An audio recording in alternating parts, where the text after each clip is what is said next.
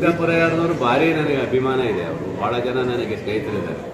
ಮಂತ್ರಿ ಆಗ್ಬೇಕಂತ ಹೇಳಿ ಬಹಳ ಜನ ನನಗೆ ಫೋನ್ ಮಾಡಿದ್ದು ಬಿಟ್ರೆ ಅವ್ರನ್ನ ಹೋಗಿ ಪಕ್ಷಕ್ಕೆ ಬರ್ತೀನಿ ಅಂತ ಎಲ್ಲೂ ನಾನು ಹೇಳಿದ್ದೆ ದಾಖಲೆ ಇಲ್ಲ. ಅವರೇ ಪಾಪ ಹಿಂದೆ ಸಿದ್ದರಾಮಯ್ಯರ ಹತ್ರ ಭೇಟಿ ಮಾಡಿ ಹೋಗಿ ನಮ್ಮ ಪಕ್ಷ ಸೇರಕ್ಕೆ ಬಂದಿದ್ದು ವಾಪಸ್ ಬಂದವರು. ಪಾಪ ಅದೇ ಕನಸು ಕಾಣ್ತಾ ಇರಬೇಕೇನೋ, ಮತ್ತೇನಾದ್ರು ಕಾಂಗ್ರೆಸ್ ಹೋಗ್ಬೇಕಂತ ಅವ್ರು ಕನಸು ಕಾಣ್ತಾರೇನೋ. ನನಗಂತ ಅವಶ್ಯಕತೆನೇ ಇಲ್ಲಲ್ಲ.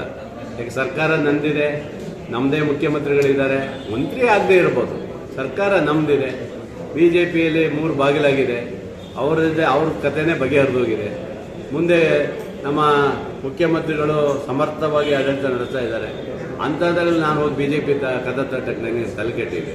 ಅವನು ಯಾರೋ ಹೇಳ್ದ ಹುಚ್ಚ ಇರ್ಬೋದು. ಸಚಿವ ಸ್ಥಾನ ಕೈ ತಪ್ಪಲಿಕ್ಕೆ ಏನು ಕಾರಣ ಸರ್? ಇರುತ್ತೆ ನೋಡಿ, ರಾಷ್ಟ್ರೀಯ ಪಕ್ಷ ಇದು. ಸಾಮಾನ್ಯವಾಗಿ ನಾವೆಲ್ಲ ಕೇಳಿದ್ವಿ, ಬಹುಶಃ ನನಗೂ ಆಗುತ್ತೆ ಅಂತ ನಾವು ನಿರೀಕ್ಷೆಯಲ್ಲೇ ಇದ್ದೀವಿ. ಒಂದು ಕ್ಷೇತ್ರಕ್ಕಾಗಿ ಜಿಲ್ಲೆಗಾಗಿ ಹೋರಾಟ ಮಾಡಿದ್ವಿ. ಬಿಟ್ಟರೆ ಅದು ಆಗಿಲ್ಲ ಅಂತೇಳಿ ನೋವಿಲ್ಲ ಅಂತೆಲ್ಲ, ಭಾಳ ನೋವಿದೆ, ಬೇಸರ ಇದೆ. ಹಾಗಾಗಿ ಸ್ವಲ್ಪ ದಿನ ಬರಲಿಲ್ಲ. ಇವಾಗ ಬಂದಿದ್ದೀನಿ.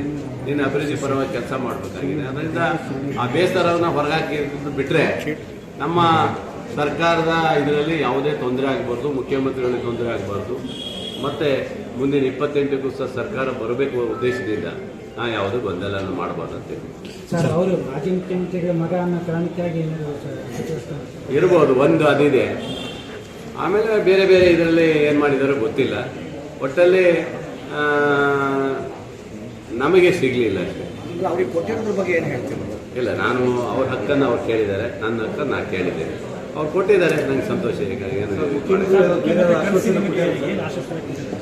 ಸಾಹೇಬರು, ನಾನು ಮುಖ್ಯಮಂತ್ರಿ ಇದ್ದೀನಿ, ನಿನಗೆ ಯಾಕೆ ಅಂತ ಹೇಳಿದ್ರು. ಒಂದೇ ಒಂದು ಮಾತು ಹೇಳಿದ್ದಾರೆ, ನಾನು ಇದೀನಲ್ಲ ಮುಖ್ಯಮಂತ್ರಿಯಾಗಿ, ಯಾಕೆ ತಲೆಗೆಟ್ಟಿದ್ದಾರೆ, ನನಗೂ ಬೇಜಾರಾಗಿದೆ, ತಲೆಗೆಟ್ಟಿಲ್ಲ ಅಂತ ಹೇಳಿದ್ದಾರೆ. ಸರ್, ಈಗ ಜಿಲ್ಲಾ ಉಸ್ತುವಾರಿ ಸಚಿವರು ಮಧು ಬಂಗಾರಪ್ಪ ಅವರು ಆಗಿರೋದ್ರಿಂದ ಜಿಲ್ಲೆ ಅಭಿವೃದ್ಧಿ ದೃಷ್ಟಿಯಿಂದ ತಾವು ಅವ್ರ ಜೊತೆ ಸಭೆಗಳಲ್ಲೆಲ್ಲ ಪಾಲ್ಗೊಳ್ಬೇಕಾಗತ್ತೆ ಮುಂದೆ ಅಂತ ಒಂದು ಸಂದರ್ಭನೂ ಇದೆ. ನಿಮಗೆ ಬೇರೆ ಸಚಿವ ಸ್ಥಾನ ಸಿಕ್ಕಿಲ್ಲ, ಹೇಗೆ ಇದನ್ನು ನಿಭಾಯಿಸ್ತೀವಿ? ಅಲ್ಲ, ನೋವು ಅಂತ ಹೇಳಿ ಹಾಗೆ ಕೂತ್ಕೊಳ್ಳೋಕ್ಕಾಗತ್ತಾ? ನೋವಾಗಿದೆ, ಬೇಜಾರಾಗಿದೆ. ಭಾಳ ಜನ ಅಭಿಮಾನಿಗಳು ಬೇಜಾಗಿದೆ, ತಾಲೂಕದ ಜನರಿಗೆ ಬೇಜಾಗಿದೆ, ಜಿಲ್ಲೆಯ ಜನರಿಗೆ ಬೇಜಾರಾಗಿದೆ. ಹಂಗಂತ ಹೇಳಿ ನಾವು ಸುಮ್ಮನೆ ಕೊಡೋಕ್ಕಾಗತ್ತಾ? ನನ್ನ ಕ್ಷೇತ್ರದ ಅಭಿವೃದ್ಧಿ ಮುಖ್ಯ. ನನ್ನ ಮುಖ್ಯಮಂತ್ರಿಗಳಿದ್ದಾರೆ, ನನಗೆ ಬೇಕಾದಂಥ ಸಚಿವರಿದ್ದಾರೆ. ಅವರ ಮೂಲಕ ಏನು ಅಭಿವೃದ್ಧಿ ತಾಲೂಕಿಗೆ ತರಬೇಕು ಸಂಪೂರ್ಣವಾಗಿ ತರ್ತೀನಿ. ಒಂದು. ಎರಡನೇದು, ಬಾವಿ ವಿಚಾರವಾಗಿ ಭಾಳ ಮಾತಾಡಿದ್ದಾರೆ. ಸುಳ್ಳು ಮನೆ ದೇವರು ಬಾವಿ ವಿಚಾರದ್ರು ಸಹ ಮಂತ್ರಿ ಆಗಲಿ ಅಂತ ಭಾಳ ಹಾಸ್ಯ ಮಾಡಿದ್ದಾರೆ ಯಾರೋ ಮನುಷ್ಯ ಮಾಜಿ.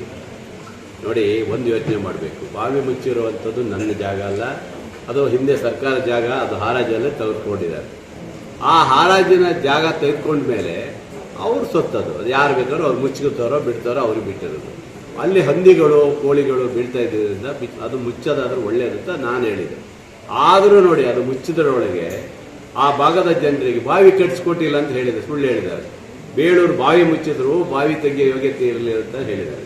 ಅಲ್ಲಿಯ ಜನರಿಗೆ ಹೊಸ ಬಾವಿ ತೆಗೆಸ್ಕೊಟ್ಟಿದ್ದೇನೆ. ಪಕ್ಕದಲ್ಲೇ ಒಂದು ಹೊಸ ಬಾವಿಯನ್ನು, ಸುಂದರವಾದಂಥ ಒಂದು ಬಾವಿನೂ ತೆಗೆಸ್ಕೊಟ್ಟಿದ್ದೀನಿ. ಅರೆ, ಅವರು ಮುಚ್ಚಬೇಕಾದ್ರೆ ನಾನು ಬೇಡ ಅನ್ನೋಕ್ಕೆ ನನಗೇನು ಇದಿದೆ? ಅದೇನು ನನ್ನ ಜಾಗ ಅಲ್ಲ, ಬೇರೆಯವ್ರ ಜಾಗನೂ ಇಲ್ಲ. ಶಶಿಕಾಂತ್ ಇಲ್ಲೇ ಇದ್ದಾನೆ, ಅವ್ರು ಯಾರೋ ಪಾಪ ಖರೀದಿ ಮಾಡಿ ಹಾರಾಜಲ್ಲಿ ತಗೊಳ್ಳೋಂಥ ಜಾಗ. ಹಾಗಾಗಿ ಅವರು ಲೆಟ್ರ್ ಕೊಟ್ಟರು, ನಾವು ಮುಚ್ಚಿದ್ದೀವಿ. ಅದರಲ್ಲಿ ಏನೂ ಇಲ್ಲಲ್ಲ.